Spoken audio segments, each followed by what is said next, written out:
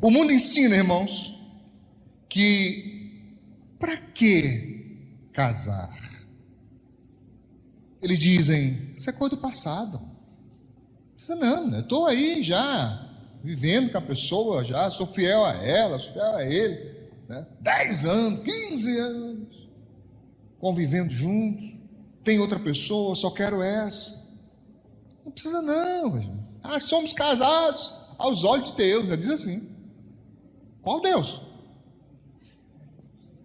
O da Bíblia? Sabe o que o da Bíblia diz?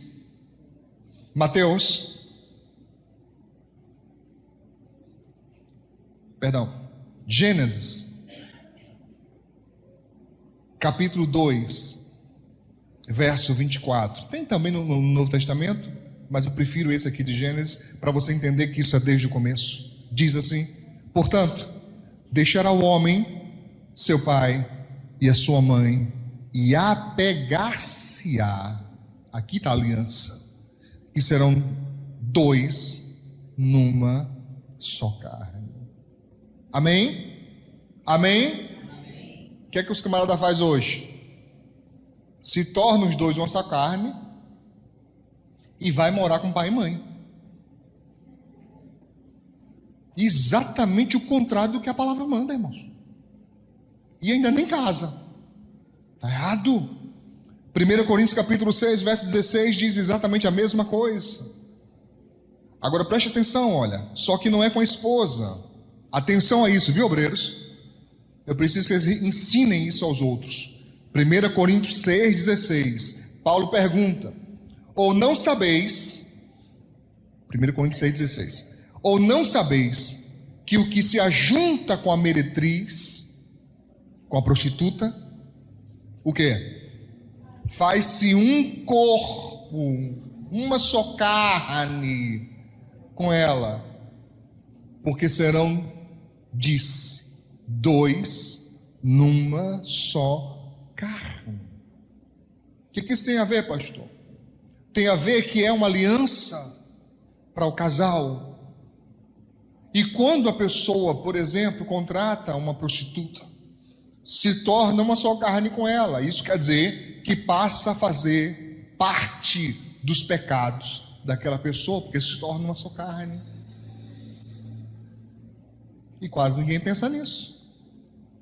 Por que Deus odeia o adultério? Porque além de ser uma quebra de aliança, também é se tornar uma só carne com o outro, através do pecado e não da aliança. É uma afronta direta a Deus. Está claro isso, irmãos? Está claro? O mundo também ensina: pague na mesma moeda. Quem já ouviu isso? É o que eles ensinam. Pague na mesma moeda. O que o reino ensina? Mateus capítulo 5, verso 44. Isso é muito sério, irmãos. Mateus 5, 44 diz, o Senhor Jesus falando: eu, porém, vos digo, amai vossos inimigos. Olha isso. Bendizei aos que vos maldizem, fazei bem aos que vos odeiam, orai pelos que vos maltratam e vos perseguem, para que sejais filhos do vosso Pai que está nos céus. Aí vem com a história de que todo mundo é filho de Deus. Como é? Todo mundo é filho de Deus? Olha o que Jesus está dizendo para se tornar filho de Deus. Dê só uma olhadinha para o seu irmão aí. Fala: ficou ruim para tu. Como é, pastor? Vamos repetir. Ao primeiro que Jesus lança: amai os vossos inimigos. A gente quer que o inimigo morra. A gente quer que o inimigo se dê mal na vida. É arriscar até a gente orar por isso. Jeová, pesa a mão nessa alma cebosa.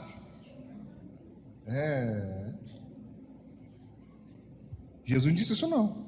Ele disse: amai vossos inimigos, bendizei Abençoe, bendiga os que vos maldizem, ou seja, a pessoa está me amaldiçoando e eu abençoando ela.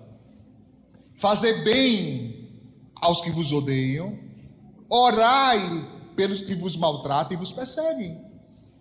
Aí você não leva a sério nada disso e acha que o céu é bem aí. Só se for o céu da boca da onça. Porque o céu, morada de Deus, queridão, não é fácil entrar não, nem um pouco, nem um pouquinho. Isso é muito sério. Esse texto aqui, quem já leu ele? Levanta a mão. Seja sincero, já li, pastor. Quem fala assim, pastor, não lembro de ter lido. Devo ter lido, mas eu não lembro. Tem alguém? Pois é. Quem achou ele pesado? Não? Se você não achou pesado, você está entendendo errado.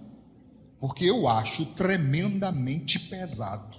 Porque Jesus conclui dizendo, faça isso, para que você se torne filho do vosso Pai que está no céu. E se eu não fizer nada disso, se torna filho de quem? Eu não disse nada, quem disse foi você. É sério? É muito. Vai pagar na mesma moeda, pague. Olha para o seu irmão, só olhe, não diga nada não, viu? Pague na mesma moeda, pague. Pague, para você ver só o céu que tu vai. Isso é muito sério, irmãos. Amém? Repete comigo. Segunda palavra de Deus. Fale forte. Segunda palavra de Deus. Perdoar é obrigatório. Eu não falei são, eu falei tório. Comigo. Perdoar é obrigatório. Mais uma vez. Perdoar é obrigatório. Segura essa, crente. Está pensando que é fácil? Obrigatório. Dá uma olhadinha para o irmão aí.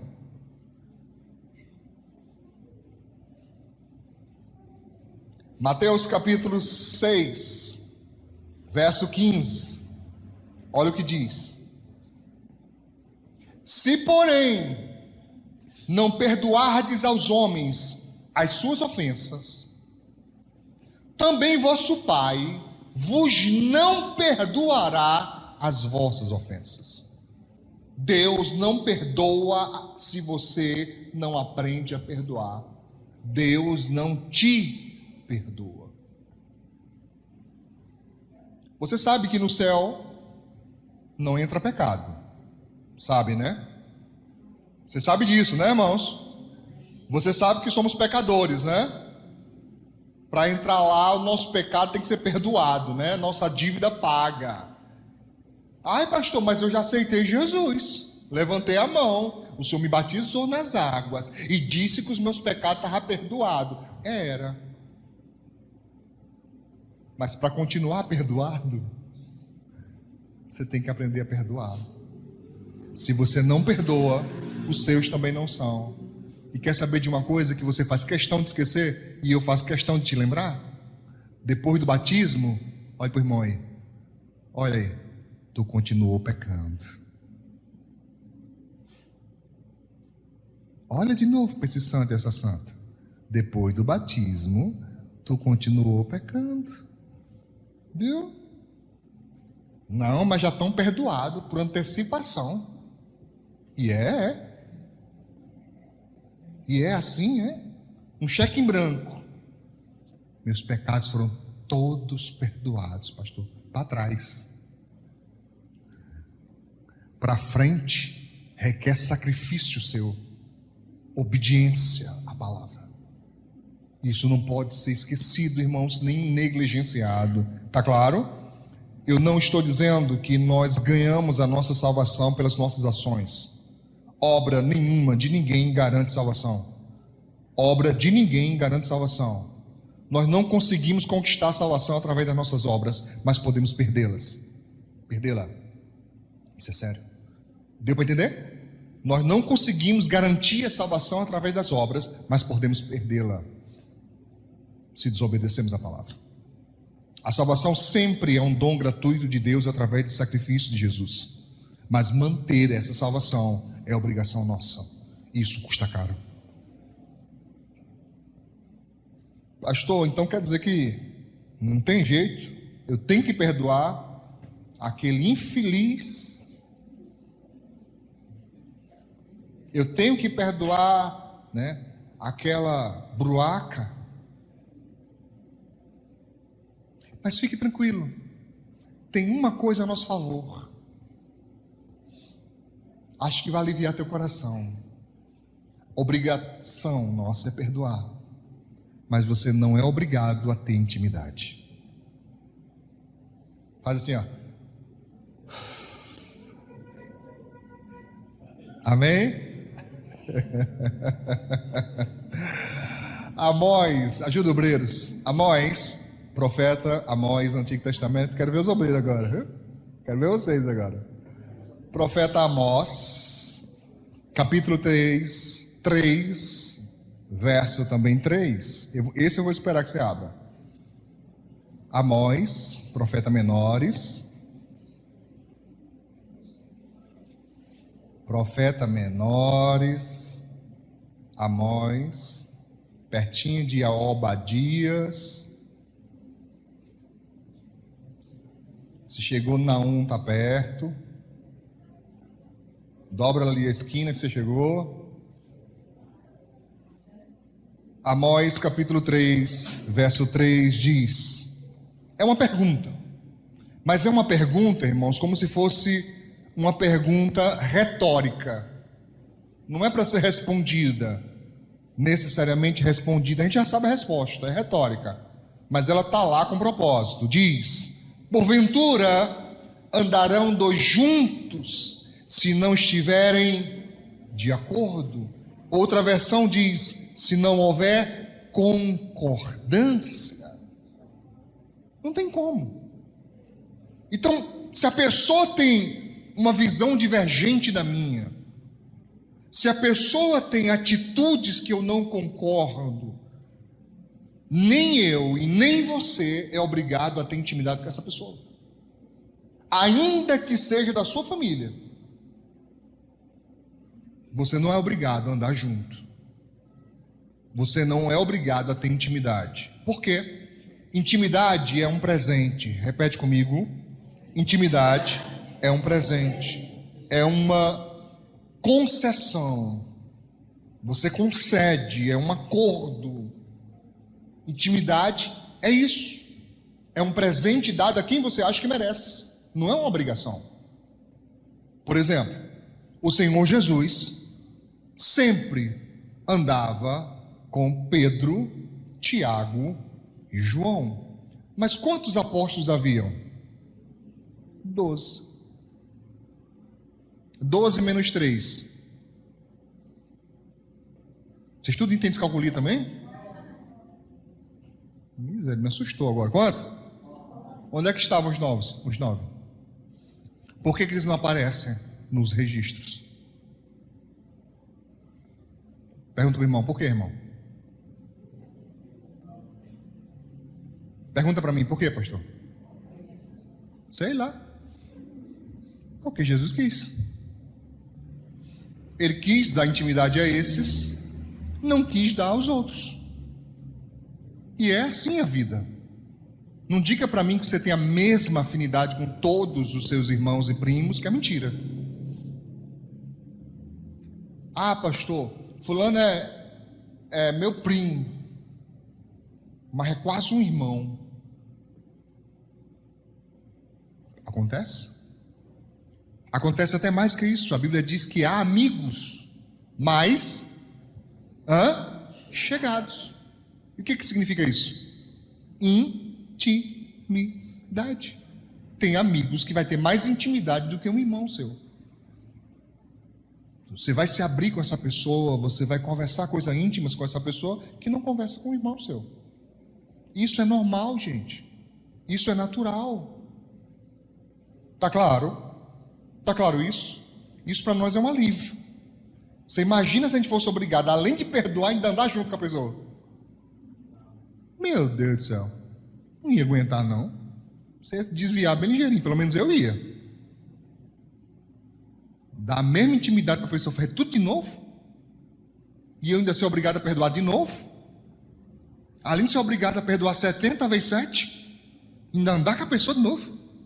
Deus é mais. Você não precisa ter intimidade, mas o perdão tem que ser sincero. Como é que é o perdão sincero, pastor? É quando você se liberta da mágoa. É quando você realmente rasga a dívida e deixa para lá. O que não acontece, e isso tem gente que tem dificuldade de entender, o que não acontece é você esquecer. Você não vai esquecer. Essa coisa de dizer assim, não, quem perdoa esquece. Mentira, não esquece porra nenhuma. Todo mundo lembra quem fez o mal. Lembra. Como é que eu sei se perdoei ou não, pastor? Se dói ou não. Ainda dói, você não perdoou. Você pode até estar caminhando para isso. Pode estar até chegando já perto do perdão, mas ainda não perdoou, ainda não sarou. Na hora que sarar, então não vai doer mais, então de fato você se curou. Amém? O que está confundindo a mente de muita gente? São as pregações, são os ensinos que dizem libere perdão, sem explicar que isso significa uma outra coisa. Liberar perdão significa dizer corte a maldição que estava sobre aquela pessoa, libere ela, deixe ela ir livre, mas depois você vai se curar. E nem sempre é de um dia para outro, irmão. Às vezes demora semanas, meses, para algumas pessoas demora anos até ela se curar do mal que lhe fizeram. Mas se você perguntar, você odeia aquela pessoa, você quer o mal daquela pessoa? Não quer. Ela já liberou, mas ela está se curando. Está entendendo isso? Está entendendo, sim ou não? A Bíblia diz soltai. Isso é o liberar perdão. Soltai e soltar-vos-ão. Não odeie aquela pessoa, não lance maldição sobre aquela pessoa, deixa ela seguir livre, mas você não é obrigado a andar mais com ela. Está claro? Jesus foi obrigado a andar com Judas? Não. Ele andou por mais de 3 anos, mas teve um dia que ele olhou e disse: o que você quer fazer? Faça logo. Vá lá e faça. Chega uma hora que não dá mais, não dá para segurar, não dá para sustentar. É uma outra visão, é um outro procedimento, sabe? Não tem concordância, então não dá para andar junto. Vá lá, faça o que você quer fazer. Já Pedro não. Jesus viu o que Pedro queria. Era trabalhoso. O Pedro era trabalhoso, irmão. Pedro queria corrigir até Jesus. Olha para o seu irmão aí. Será que essa pessoa também parece com Pedro? Quer corrigir até Jesus? Até a obra está errada, está tudo errado. Pois é.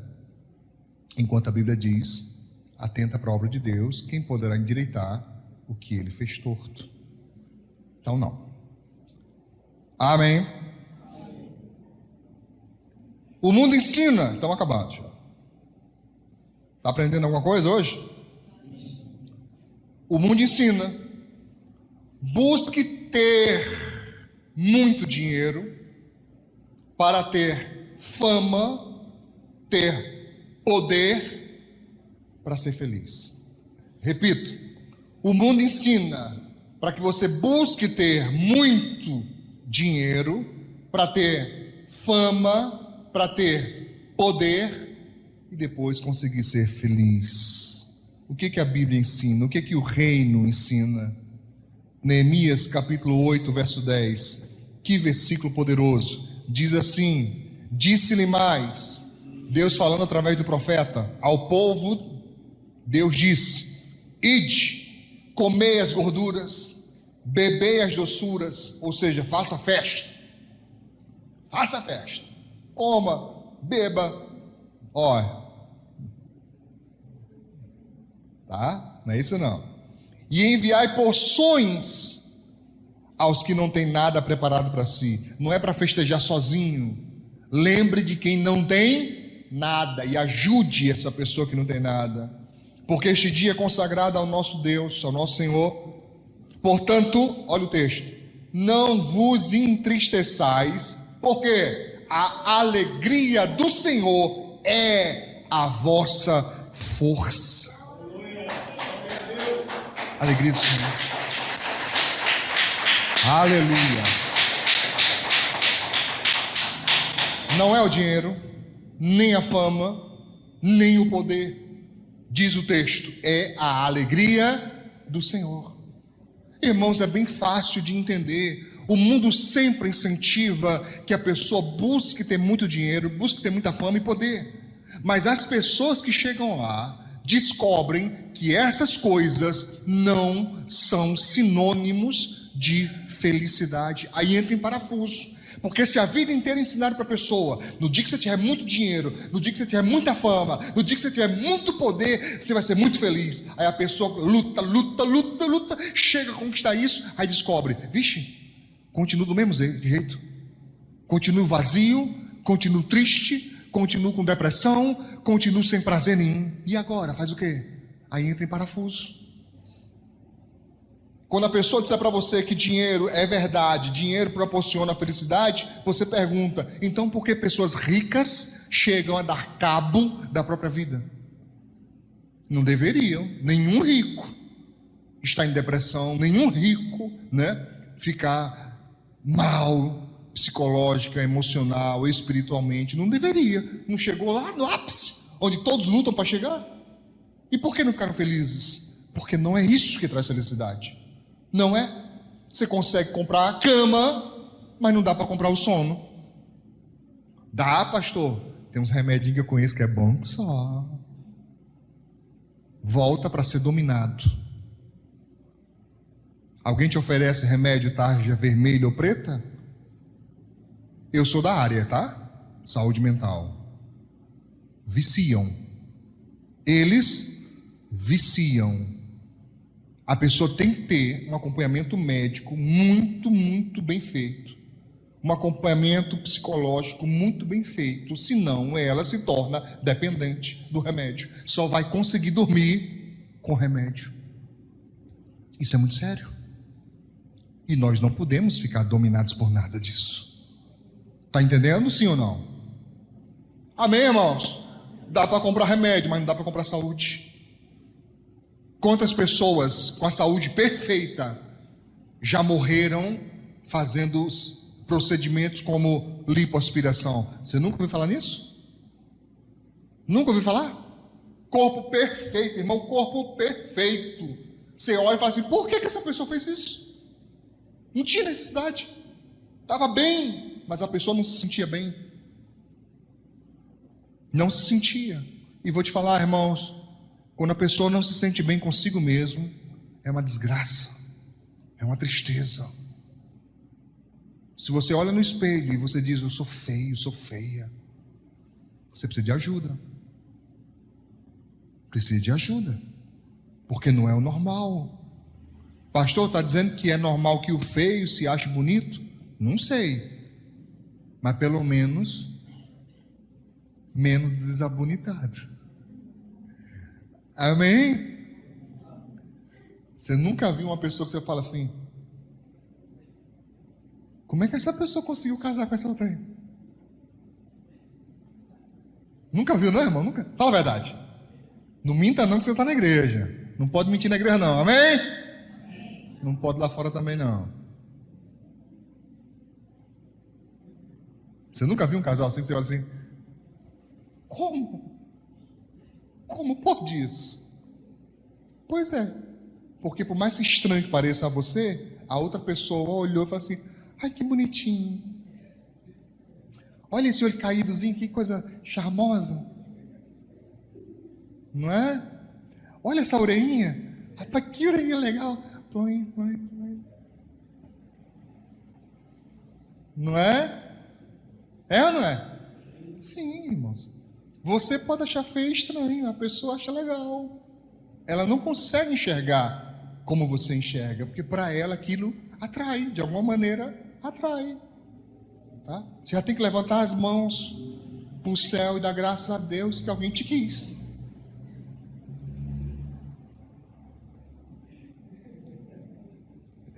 Marcos capítulo 10, verso 21, irmãos. Diz a Bíblia Sagrada que Jesus encontrou o jovem rico, o amou e lhe disse, falta-te uma coisa, vai, vende tudo quanto tens, dá aos pobres e terás um tesouro no céu, e vem, toma a cruz e segue-me. Jesus foi claro, irmãos. Ao invés de você lutar para ter dinheiro, lute para ter salvação. O pastor está dizendo que eu devo ser pobre, não é isso. Por favor, entenda que nem a riqueza e nem a pobreza são pré-requisitos para a salvação. Tem nada a ver com a outra. Tem nada a ver. Agora, falando especificamente de riqueza, o cristão sincero e verdadeiro, ele tem um propósito. Ele quer crescer para melhorar a vida dos outros. Se você quer crescer para melhorar a sua própria vida, esse é o seu foco, você não entendeu o propósito de Deus. Porque a bênção do Senhor nunca é para uma pessoa só. Nunca, jamais. Aqueles que retêm a bênção, diz a Bíblia, será amaldiçoado. O povo vai amaldiçoar, não sou eu que digo não, é a palavra de Deus. Aquele que reparte, diz a Bíblia Sagrada, aquele que empresta ao pobre, socorre o pobre, está emprestando a Deus, diz a Bíblia. Não é um ditado popular não, irmãos, tem um ditado popular, mas é a Bíblia que ensina que quando você socorre o pobre, o necessitado, você está emprestando a Deus. E Deus, diz a Bíblia, não fica devedor de nada a ninguém. E quer saber mais? Ele sempre paga com juros. Você sabia que o único juros permitido na Bíblia é o de Deus? O único permitido na Bíblia é o de Deus. Quando os outros cobram juros, a Bíblia chama usura. O nome é esse, usura. Quando Deus está retribuindo, Jesus ensinou como é. Você sabe como é que é os juros de Deus? Eu te explico, eu te lembro. Diz o texto: dai e ser-vos-á dado. Boa medida, recalcada, sacudida e transbordando, vos darão no vosso colo. Vai chegar até você quando você semeia na vida de outros. Pena que poucos descobriram isso. E dos que descobriram, poucos praticam. Mas quando você melhora a vida de outros, você está fazendo o mais poderoso investimento que alguém poderia fazer na vida. Não é na bolsa não, pastor. Bitcoins, vidas. Porque a bolsa pode quebrar ou não pode. Bitcoins pode perder valor ou não pode. Sim ou não? Sim, pode. É só você perguntar quem trabalha com isso. Eles têm que viver acompanhando subida e descida, sabia disso? Uma gangorra triste. Ora sobe, ora desce. Ora sobe, a pessoa, aleluia, oh aleluia, meu investimento está subindo. Aí no outro dia faz vala, meu Deus, eu fiquei foi no vermelho. Só que investimento na vida de outros é impossível você não ter lucro. É impossível. Só tem uma regra. Por mais estranho que ela possa parecer, só tem uma regra: você não pode querer ganhar com isso. Vai ganhar, mas não pode querer. Tem que ser uma prática liberal. Tem que ser uma prática sem usura, sem segundas intenções. Eu quero melhorar a sua vida porque eu amo a sua vida, e ver você feliz me faz bem. Ver você crescendo me faz bem. Eu fico satisfeito, eu consigo dar glória a Deus por sua vitória. É isso que Deus está esperando. Quando o seu coração chegar nesse ponto, meu irmão, é terra fértil para a bênção. Aí vai chegar. É só você saber plantar e esperar. Vai chegar. E quando chega, meu irmão, surpreende. Amém? O último texto de hoje, por favor, obreiros, ajudem. Atos, capítulo 20, verso 35. É o último texto que nós vamos estar lendo. Atos dos Apóstolos, capítulo 20, verso 35.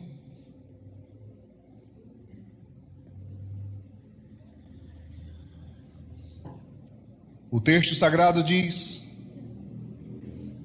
tenho-vos mostrado em tudo que, trabalhando assim, Atos 20, 35.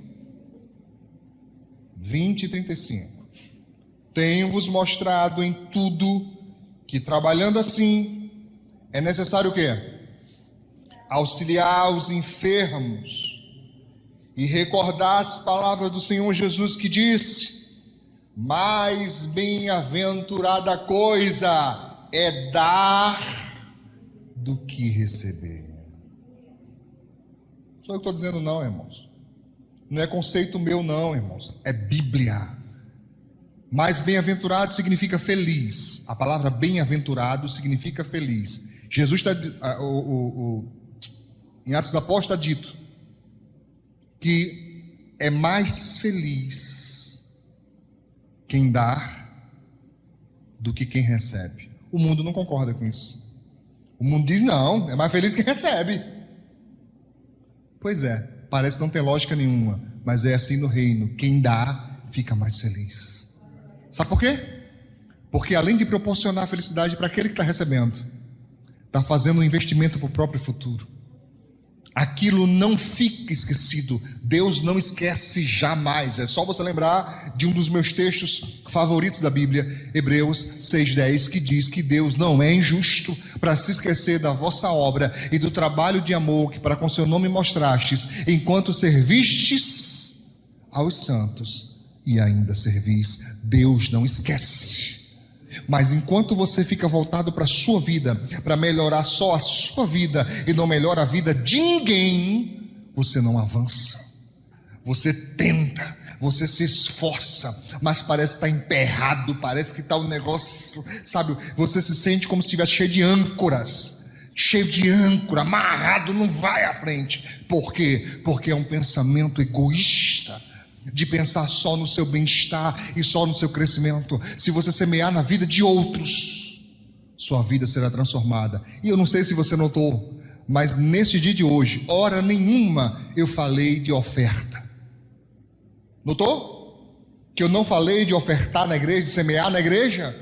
Eu falei de semear na vida do outro. Porque é assim que é. Melhorar a vida de outros.